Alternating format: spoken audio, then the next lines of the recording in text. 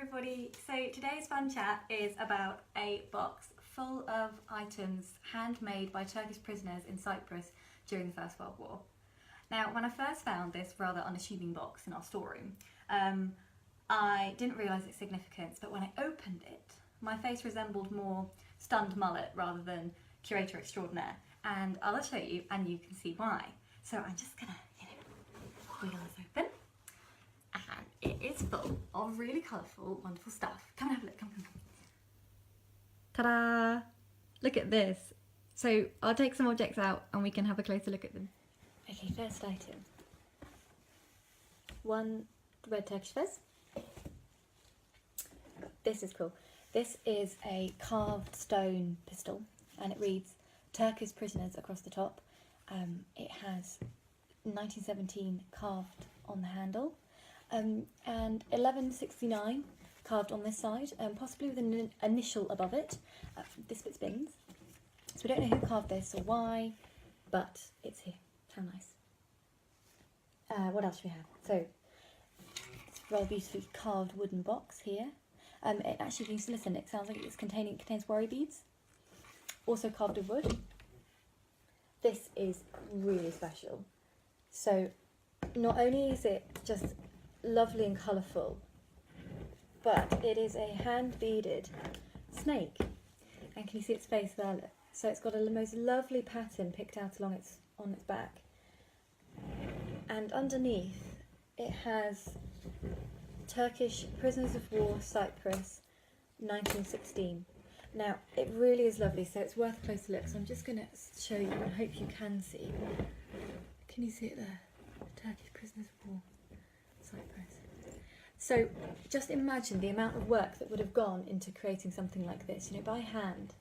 And this kind of captures, we'll call him up a little bit.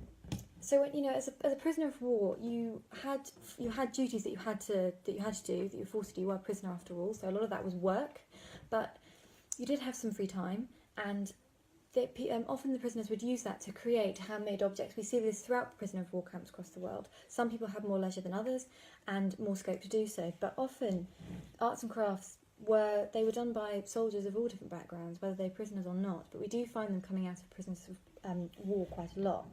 Now, what on earth is all this doing together in one box, and why is it in Museum of Cornish Life in Helston? This chap, Dr. Bateman. Now, he was hang on, I've got my notes here. He was known as Captain Bateman then, and he worked as a doctor in the Royal Army Medical Corps in the Carolus camp, set up by the British military in Cyprus to house the Ottoman troops from World War One. And we know this because he has, in here somewhere, there is his badge. Now, I'm going to come quite close up to show you this one, and this is his Royal Army Medical Corps badge, which is just lovely. So we've got that, and whether or not these pieces were he bought and sold these, they were made for him by commission. So there's one box here which has his name carved onto it, so Bateman, can you see along here? Yeah, so we can guess. We don't know for certain how this stuff came to be in his possession, but we can imagine through communication between the prisoners and him as his doctor and them as his patients, he either learnt some of these designs and skills and carved them himself. They were carved maybe as a thank you, or there were these unofficial trading systems that would happen, so perhaps cigarettes or, I don't know, anything that was of value to prisoners could have been traded for handmade items such as this. So isn't that grand that we have this in Helston Museum? It's particularly poignant, I think, considering that we've got Remembrance Day coming up.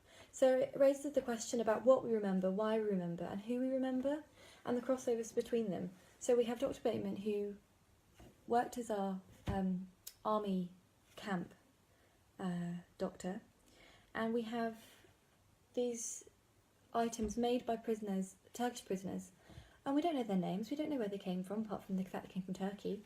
And the Ottoman Empire was a huge thing, a huge entity, and it covered lots of different peoples from lots of different backgrounds and lots of different individual places.